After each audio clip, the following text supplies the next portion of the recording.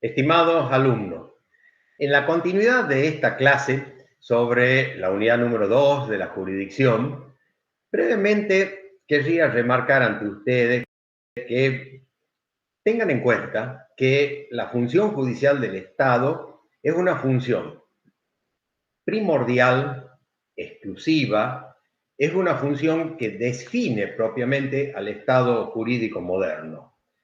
No les había mencionado en el segmento anterior, pero sí pueden ustedes tener presente, a poco que repasen el desarrollo histórico del Poder Judicial, su génesis y su organización tal cual como hoy lo conocemos, que en un primer momento, en las revoluciones, como digo, libertarias del siglo XIX, fundamentalmente la Revolución Francesa y la Revolución Americana, que generaron el constitucionalismo y el Estado de Derecho contemporáneo, se originaron como una reacción a lo que en ese entonces, en el siglo XIX, constituía la organización política de los estados europeos, que eran las monarquías absolutistas, con un fuerte poder de concentración, en muchos casos con facultades hasta religiosas y con emanaciones de deidades, en los reyes, monarcas o emperadores de aquel entonces. Desde ese punto de vista, la primera idea del Poder Judicial contemporáneo surgió como un modo de limitar al poder, es decir, generarle un contrapeso, generarle un contrapoder que permitiera de alguna manera descentralizar funciones, no todas concentradas, sino ahora divididas en tres organismos, y de esa manera generar un mecanismo de control intrapoderes, procurando, como siempre digo, limitar al poder. El poder, que desde el punto de vista político siempre es expansivo y tiene una pretensión de omnipotencia, limitado por la función de los jueces y por el poder de los magistrados. Andando en el tiempo, se amplió esta concepción del Estado contemporáneo y de la función judicial, haciéndola abarcativa también de la defensa de los derechos cívicos, de los derechos ciudadanos, fundamentalmente ya en el siglo XX y principalmente luego de la Segunda Guerra Mundial, cuando emerge en Occidente el concepto de derechos humanos, cuando emerge el concepto de derechos del niño, cuando se firman las grandes cartas internacionales de resguardo de derechos, luego de la terrible experiencia de la confrontación mundial, de la Segunda Guerra Mundial y fundamentalmente del Holocausto. Entonces, hoy, nuestro Poder Judicial, avisorado por la ciudadanía, avisorado por el ciudadano de a pie, el ciudadano llano, está claramente conceptualizado para ambas funciones. Por un lado, poner límite al poder estatal, ya sea de orden fiscal, político, constitucional, jurídico, y por otro lado, servir de protección a los derechos individuales, a los que hoy se denominan derechos del hombre, o son simplemente los derechos consagrados en el capítulo dogmático de derechos, deberes y garantías de nuestra Constitución Nacional y las otras constituciones libertarias del orden.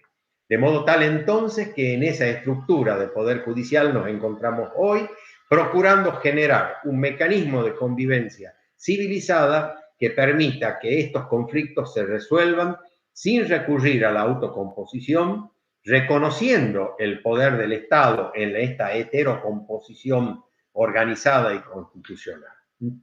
Para ello, entonces, de alguna manera, el Estado organiza sus poderes judiciales de modo estático y dinámico, y en ese contexto podemos clasificar o podemos distinguir a la función jurisdiccional desde una doble órbita o de un doble prisma.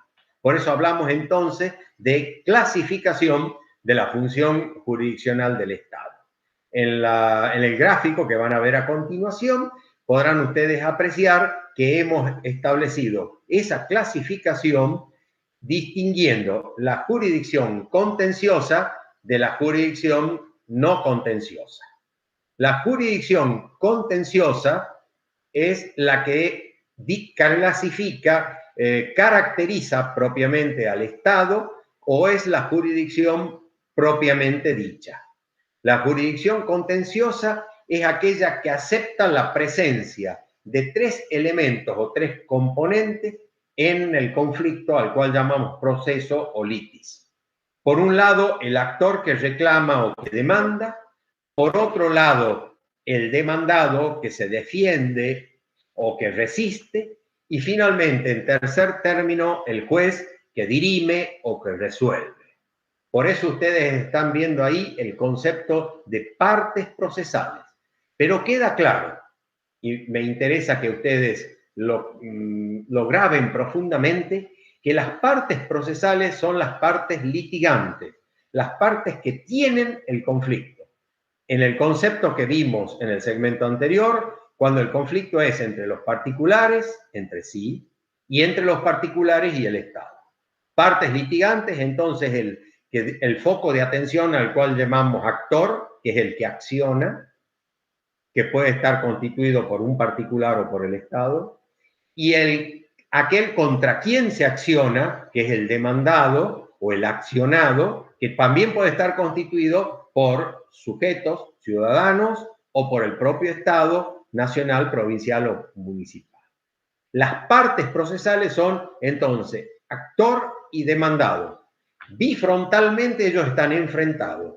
Tienen un conflicto de intereses de relevancia jurídica. No lo pueden resolver por autocomposición, en principio y como regla general. Y por ello deben recurrir a un tercero, imparcial e imparcial, que le ponga fin a la incertidumbre, que dicte una sentencia que establezca el derecho y quién tiene la razón, y que restablezca entonces indirectamente el orden jurídico violentado o conculcado o desobedecido, como ustedes lo quieran denominar. Pero queda claro algo: el juez no es parte, el juez es imparcial.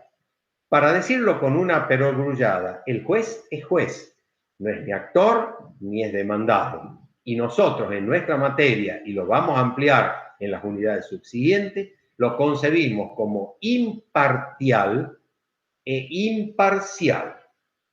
Estas dos terminologías pueden a ustedes parecerles similares, pero son notoriamente distintas. El juez imparcial es el juez independiente, es el juez neutro, es el juez que carece de interés, simplemente dirige el conflicto, simplemente asigna o no la razón a uno o a otro, pero es ajeno al conflicto, no tiene interés en el conflicto y de alguna manera se maneja con el concepto de independencia que tiene nuestra Constitución Nacional. Por eso el reclamo cívico. Jueces independientes del poder del Estado y también independientes de los intereses de las partes. Y el otro concepto es de imparcialidad, que quiere decir imparte, quiere decir que no es parte. O sea, no integra la litis, no integra el conflicto, es un tercero, es un árbitro, es neutral. En ese marco se desarrolla entonces la jurisdicción contenciosa, donde alguien pide algo contra otro. Fíjense que este concepto, que nos viene de Ulpiano y del derecho romano, tiene una gran actualidad y tiene los tres elementos de la jurisdicción contenciosa. El alguien es el actor, el algo el objeto litigioso, el contra otro es el demandado. Entonces, tienen los tres elementos ustedes de la jurisdicción contenciosa: actor, alguien; demandado, el otro; y el motivo o causa, que es, en el concepto que dimos en el segmento anterior, el conflicto de relevancia jurídica, es lo que denominamos el objeto litigioso, o el objeto del proceso. Cuando ustedes en la carátula de un proceso van a poner entonces desalojo, filiación, sucesión, daños y perjuicios, cobro de peso, cobro ejecutivo, embargo preventivo, etcétera, van a tener la caracterización de un objeto jurídico litigioso sometido a un proceso jurisdiccional. Bueno, entonces, ese es el sentido de ser, esa es la jurisdicción propiamente dicha. Cuando hablamos de poder judicial, cuando hablamos de dirimir conflictos, Cuando hablamos de la función jurisdiccional del Estado propiamente dicha, es la jurisdicción contenciosa, que repito, en su vigencia y siguiendo a un piano, alguien pide algo contra otro. Y el tercero, imparcial e imparcial, el juez o magistrado, deberá resolver ese litigio, establecer las reglas del juego, otorgar seguridad jurídica, dictar un fallo que cuando quede firme y con autoridad de cosas juzgadas, pueda ser con materia de cumplimiento o de ejecución. Muy bien, esa es la función jurisdiccional propiamente dicha. Pero, ¿qué ocurre en el Estado jurídico moderno? El legislador constitucional a veces, o el legislador ordinario, las más de las veces, atribuyen en numerosas ocasiones otras funciones a los magistrados y jueces de la República. ¿A qué me estoy refiriendo? Que ustedes apreciarán que en los códigos de procedimiento tipificados como juicios especiales o en leyes especiales se asignan a los magistrados y a los jueces de la República otras funciones que no son propiamente de dirimir un conflicto, pero que tienen relación con la juridicidad.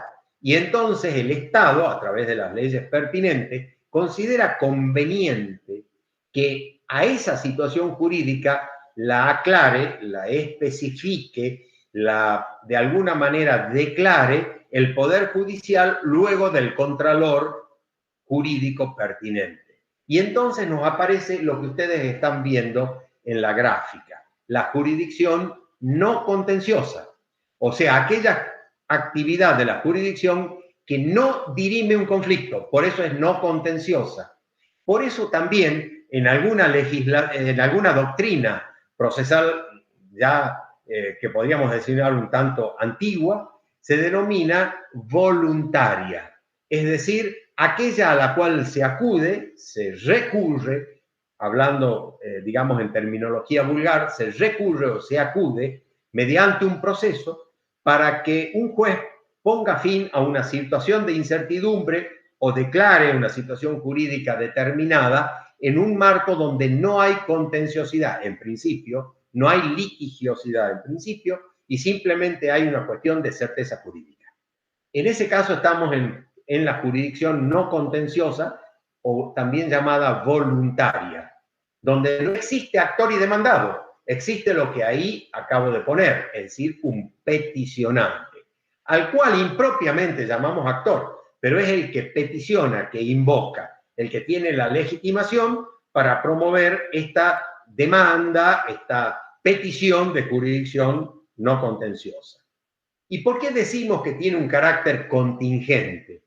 Tiene un carácter contingente significa que puede o no existir, que depende de la voluntad del legislador, que depende de que el legislador, a través de un ordenamiento determinado, le atribuya esas funciones al Poder Judicial.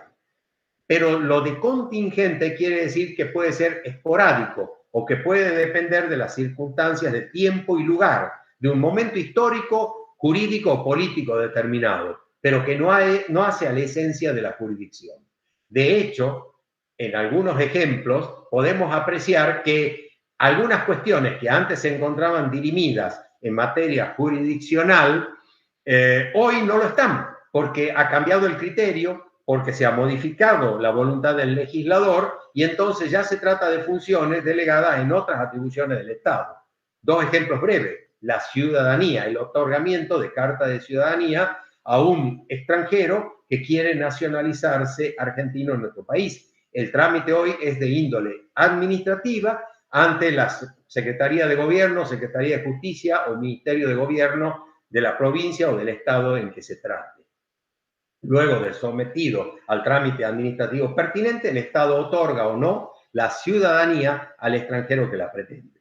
Anteriormente, esto por razones políticas, en Argentina, en el siglo XX, se encontraba dirimido en la justicia federal, en el juez federal de cada provincia. Otro ejemplo, cuando existía el servicio militar obligatorio, o sea, lo que se llamaba, digamos, la colimba o el sistema de servicio militar obligatorio, las exenciones, las bajas, las circunstancias que excepcionaban o no al cumplimiento de esta carga pública tenían un ámbito de trámite eventualmente de apelación ante el juez federal de la provincia determinada.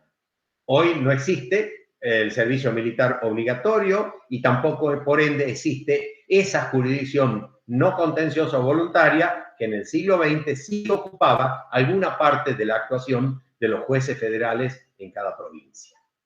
Carácter contingente, entonces, implica la posibilidad de que, según las circunstancias, se atribuya o no al Poder Judicial el contralor de una situación jurídica determinada. Hecha esta introducción, sí podemos ahora especificar con algunos ejemplos cómo se subclasifica o cuáles son los ámbitos que en nuestro Poder Judicial hace presencia la jurisdicción no contenciosa, procurando otorgar certeza a determinadas situaciones sociales o jurídicas. En primer lugar, vemos el espectro de los actos jurídicos registrables. Esto significa que en algunos casos el juez de grado, el juez provincial, tiene que solucionar o fiscalizar o regular actos jurídicos que tienen que ver con los registros que existen en el país o en la provincia. Hablar de registros es hablar de oficinas administrativas de orden provincial o nacional que dan fe pública y oponibilidad a tercero a determinadas situaciones. Ejemplos más nítidos que pueden tener ustedes, el registro inmobiliario, por ejemplo, en cada provincia, donde se encuentran inscriptos los inmuebles, las titularidades de dominio y los gravámenes o embargos o variaciones que sufre un inmueble a lo largo de su tránsito dominial. O el registro de estado civil y capacidad de las personas, que como todos conocen, registra los nacimientos, los matrimonios y las defunciones en nuestra sociedad civil. Entonces, cuando algo tiene que ver con estos registros o algunos de los otros que también existen, como el registro de marca, el registro automotor, el registro de aeronaves, el registro de buques, etcétera, en nuestro país, el juez debe dirimir o poner claridad en el tema. Ejemplos típicos son, por ejemplo, las inscripciones de nacimiento cuando a los padres se les ha vencido la inscripción voluntaria y optativa de determinados días a partir del nacimiento de sus hijos, o las rectificaciones de partida, por ejemplo, cuando por algún error de anotación deben cambiarse acentos, consonantes, apellidos, nombres, fechas o números que se encuentran mal registradas y que no puede simplemente testar o borrar el oficial público. Lo debe hacer por mandato judicial. Y entonces, en esos casos, existe jurisdicción no contenciosa o voluntaria para controlar, regular, fiscalizar o modificar actos jurídicos registrables. En segundo término, también interviene la jurisdicción no contenciosa o la actividad del juez como factor voluntario cuando se trata de actos modificatorios del estado de las personas. Y entonces se trata de verificar o constatar circunstancias específicas que tienen que ver con el estado o la capacidad de las personas.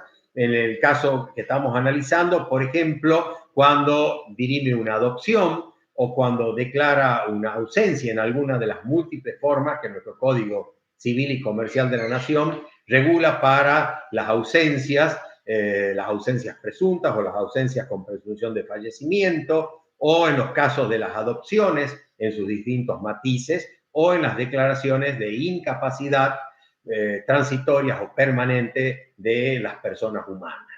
Todo ello debe ser dirimido por un juez en el marco de una jurisdicción no contenciosa y, resuelto que lo fuere, originar la inscripción respectiva. En tercer término, la integración de la capacidad de las personas cuando por algún motivo ésta se encuentra limitada por la ley o por una sentencia judicial.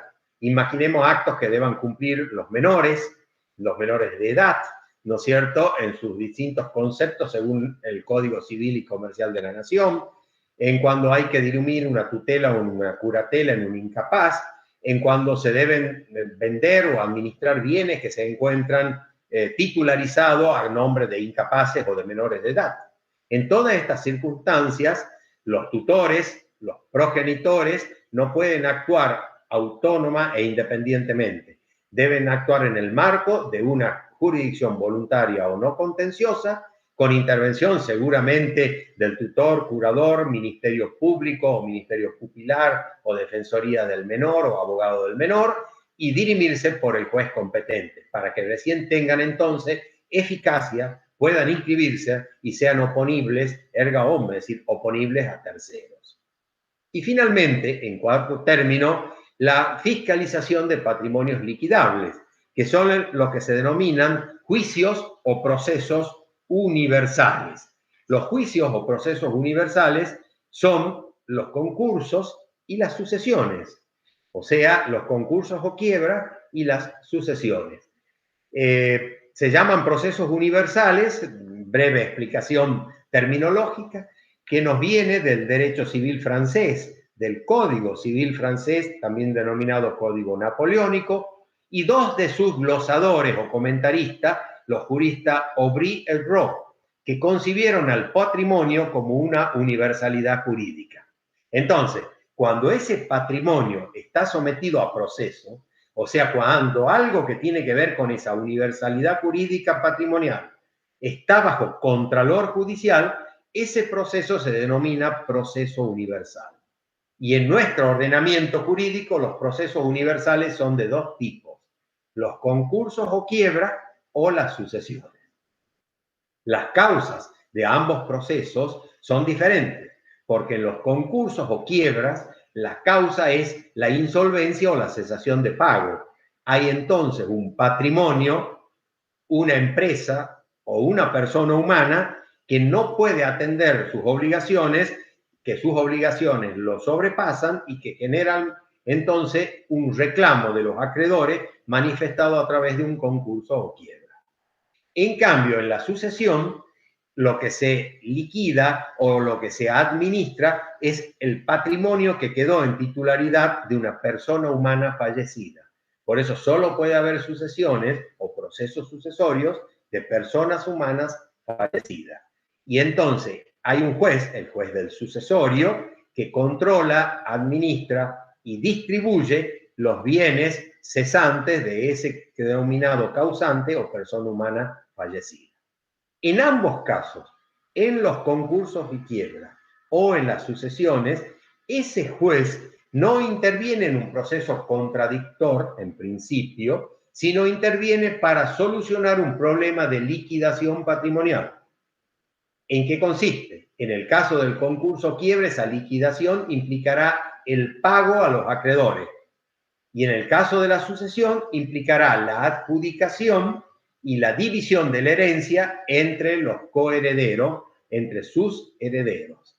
Esto es entonces una tarea fiscalizadora de patrimonios liquidables que se hace en el marco de estos procesos universales, en el marco de una jurisdicción en principio no contenciosa, que un juez controla para ordenar ese patrimonio y liquidarlo de acuerdo a las pautas legales. Porque, por cierto, y con esto no quiero explayarme mayormente, pero en los concursos y quiebras existen pautas legales para el pago de los acreedores, y en las sucesiones, y ustedes lo van a ver en derecho civil de familia y sucesiones, también existen pautas legales para la distribución de los bienes entre los herederos y también para el pago de las deudas, si es que existiera. Muy bien, y resumiendo, el espectro de la jurisdicción en el ámbito de nuestros tribunales les indica a ustedes, estimados alumnos, que van a encontrar en la actividad jurisdiccional dos matices o dos tipos de actividad jurisdiccional. Una, la contenciosa, que es la jurisdicción propiamente lita, la litigiosa de actor contra demandado, resuelta por un juez imparcial, y la otra, la jurisdicción no contenciosa o contingente, donde hay un peticionante, donde hay un objeto no litigioso y donde hay el juez controlando, fiscalizando, regulando una determinada situación jurídica asignada por ley a la función judicial. Eso entonces es el espectro o el esquema de la clasificación de la jurisdicción. Y ya para ir terminando, pasamos al último de los tópicos que vamos a desarrollar en esta unidad número 2 o unidad de la jurisdicción. que son los poderes, atribuciones o facultades del juez o magistrado. Es decir, de qué atribuciones se encuentra revestido un magistrado para poder cumplir acabadamente su función jurisdiccional. Cuando hablamos de poderes o atribuciones de la jurisdicción, nos estamos refiriendo al juez o magistrado en el sentido genérico del término. ¿Qué quiere decir esto? Que todo miembro jurisdiccional del Poder Judicial con facultades de decidir y resolver tiene las 5 funciones que están viendo ustedes en este gráfico conceptual.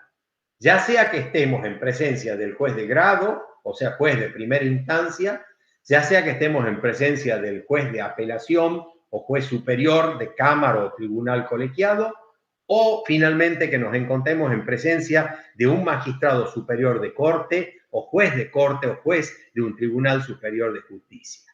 En los 3 niveles, en las 3 instancias, en los 3 ámbitos jurisdiccionales existe para el magistrado esta atribución quintopartita de poderes o facultades que analizaremos a continuación, para el cabal cumplimiento, por supuesto, de su función. La primera, la notio o facultad de conocer. Esto significa que todo magistrado, para poder entrar a visualizar, a tramitar, a resolver una cuestión litigiosa, tiene que ser competente para ello. O sea, que tiene que tener la facultad de conocimiento o la atribución de competencia. La notio o facultad de conocer significa la posibilidad de abocarse a la resolución de la causa. Y esto está establecido en las leyes competenciales del Poder Judicial, que establece a quienes le corresponde un tema y a quienes le corresponde otro tema. Y contrario sensu, a quienes no le corresponde este tema y es atribuido a otro magistrado o a otra jurisdicción. Entonces, la facultad de conocer es lo primero y principal. Es una aptitud. Nadie puede resolver aquello para lo que es inepto o para lo que no está asignado. Entonces, esto se establece por las reglas de competencia, que a su vez, para asegurar que el juez legalmente competente sea imparcial e imparcial, los códigos regulan los mecanismos de recusación y de excusación de los magistrados, que aseguren que además de competente, sea independiente. Todo esto es vitalmente importante en el Poder Judicial republicano y es noticia de todos los días, justamente en nuestro ámbito, tanto nacional o provincial, cuando el mayor reclamo cívico es justamente el de independencia, el de imparcialidad de quien debe juzgar una cuestión litigiosa determinada. Volviendo al origen entonces. Primera y principal, lo que permite al juez abrir la página, la primera página de un proceso, es ser competente, tener aptitud de conocimiento dada por las leyes respectivas. En segundo lugar, la vocatio o facultad de compeler, que es la atribución que tienen los jueces para poder atraer al demandado, al victimario, al deudor, a quien resulta contraoponente del actor o del que reclama al proceso e imponerle las reglas del proceso. Tradicionalmente eso se da en lo que se llama notificación de la demanda o traslado de la demanda o citación a comparecer y apersonarse en un juicio determinado.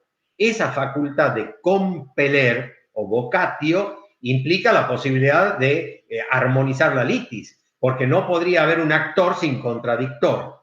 Ahora, claro está, y lo vamos a ver en una de las unidades posteriores, esta facultad de respuesta que tiene el demandado compelido, traído a proceso, es un derecho disponible. O sea, puede comparecer o no comparecer. Y si comparece, puede tener distintas actitudes de defensa. El derecho de defensa es polisémico, es amplio, permite el ejercicio de distintas maneras de defenderse. Y también permite el silencio y también permite el no comparecer. Pero debidamente citado, será eventualmente condenado en ausencia u obligado a comparecer, con la fuerza pública si así lo dispone el juez o existe una circunstancia de orden público que lo justifica. Entonces, esta facultad, la vocatio de compeler, implica la facultad de integrar la litis, de integrar el contradictorio, de asegurar el derecho de defensa y asegurar lo que se llama la bilateralidad, actor versus demandado, víctima versus victimario, acreedor versus deudor, particular versus el Estado, en las distintas facetas que vamos a ver en la unidad respectiva. En tercer lugar, alguna fuerza, algún mecanismo de fuerza que se ejerce en el proceso mediante coerción o mediante la coertio, que es la fuerza tabulada, es la fuerza jurídica, es la fuerza del proceso, es lo que se llama vulgarmente el apercibimiento de ley.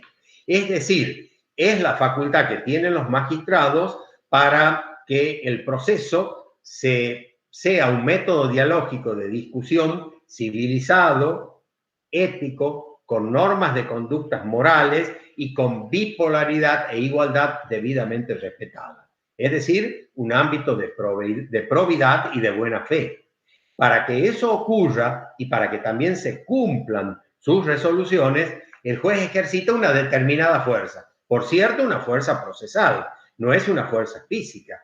Pero cuando alguien, como puede ser un testigo, es compelido a declarar, seguramente en la primera citación recibirá una cédula o una notificación a concurrir en un horario, en un día determinado. Luego, si hay incomparencia en una segunda ocasión, posiblemente con algún requerimiento superior. Y luego, eventualmente, lo que se llama el auxilio de la fuerza pública o ser conducido a prestar la declaración, custodiado por la fuerza pública, que es el modo de designar procesalmente a la policía de una sección determinada.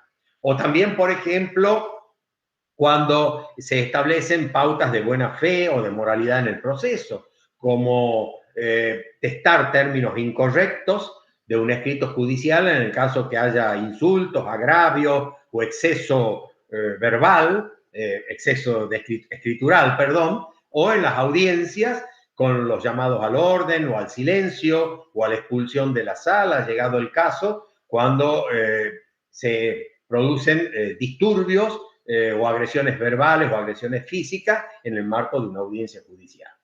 Todas estas ejemplificaciones que verán ustedes posteriormente constituyen entonces la utilización de la fuerza procesal o de la coerción en manos de un magistrado para asegurar el desarrollo del proceso, las normas de moralidad, las normas procesales y la bilateralidad de la audiencia. En cuarto lugar, aparece la función judicial por excelencia, la atribución judicial por excelencia, que es la facultad de juzgar. La iudicium del derecho romano implica la facultad de resolver, la facultad de juzgar y dirimir el conflicto.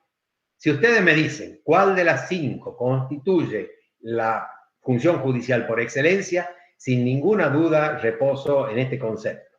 Juzgar y resolver es la función natural de los magistrados. Por eso también constituye un axioma del derecho procesal moderno que el retardo en resolver constituye denegación de justicia. Es decir, constituye, stricto sensu, la denegación de la justicia, la denegación del servicio que están obligados a prestar. E incluso en la medida en que ustedes avancen en el desarrollo del derecho privado, verán también que nuestro Código de Fondo Civil y Comercial de la Nación, tanto el anterior de Vélez como el actual vigente desde el año 2015, impele a los magistrados a resolver sin ningún pretexto que pudiera emanar del silencio de la ley, de los vacíos del derecho o de alguna circunstancia especial. Los magistrados deben resolver todos y cada uno de los asuntos sometidos a su juzgamiento en los plazos y en las condiciones que establecen los códigos de rito, que son los códigos de procedimiento.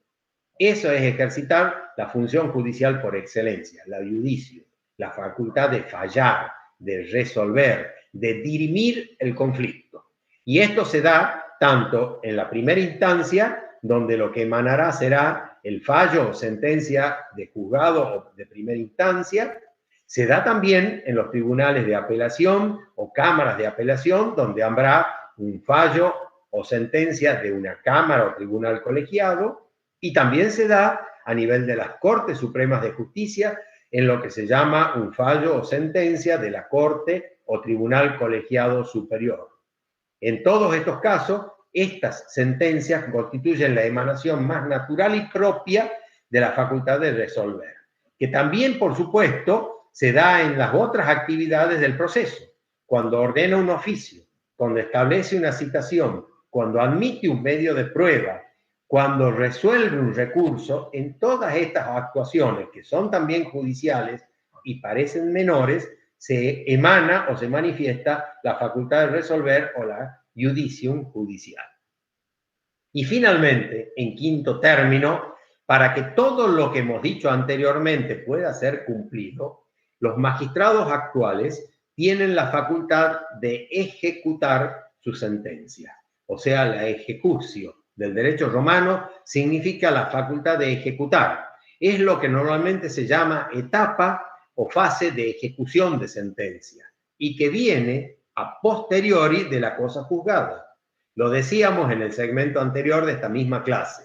La cosa juzgada, o res judicata, como decían los romanos, implica tema resuelto, tema firme, tema definitivamente resuelto, que no puede ser revivido o revisado ya en ninguna instancia judicial del ordenamiento jurídico de que se trata. Cuando encontramos entonces la presencia de la cosa juzgada, o sea, de la firmeza del fallo, deviene la última etapa de un proceso tipo, que es la etapa de ejecución de sentencia.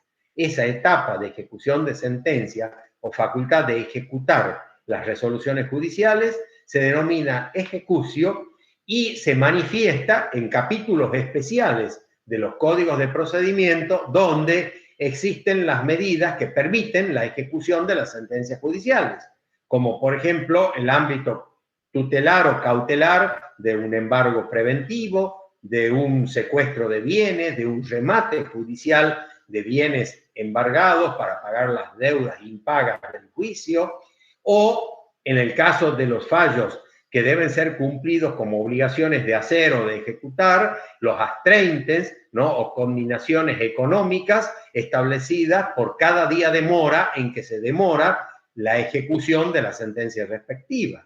O en todo el espectro de las medidas cautelares, por ejemplo, en los procesos colectivos y de amparo, en donde se ordena suprimir o activar una determinada conducta en virtud del amparo determinado, o sea, de esa resolución de derechos constitucionales.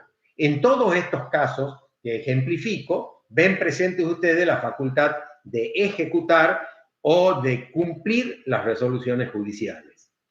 Y resumiendo entonces, todo magistrado de la República, del país o de la provincia en que nos encontremos, para poder ser tal, para poder ser magistrado y juez de grado, de apelación o de corte, dispone técnica y procesal y axiológicamente de estas 5 funciones o atribuciones: poder conocer, poder compeler o convocar, poder cumplir o hacer cumplir con fuerza sus resoluciones, poder resolver o dirimir el conflicto y poder ejecutar lo resuelto cuando el mismo se encuentra firme. En ese espectro nos encontramos en el ámbito del juez competente o juez jurisdiccional competente de una república moderna. Y bueno, de esta manera creo que habremos dado cumplimiento acabado a nuestra propuesta inicial de desarrollar en estos 2 segmentos de clase virtual, acostumbrándonos, por cierto, a este sentido remoto de la pedagogía y de la docencia en nuestra Facultad de Derecho, haber podido, repito, traerles a ustedes las nociones básicas de cómo está organizado el Poder Judicial, para qué está organizado y cuáles son las herramientas y los mecanismos para desarrollar sus conductas. A partir de la unidad 3 en adelante iremos viendo progresivamente cómo este desarrollo conceptual se vaya nutriendo de herramientas y de ejemplos que van a permitirles a ustedes el manejo del derecho procesal moderno. Nos vemos entonces en la próxima clase y espero hayan aprovechado este desarrollo y los gráficos conceptuales que he procurado poner a vuestro alcance. Hasta la próxima.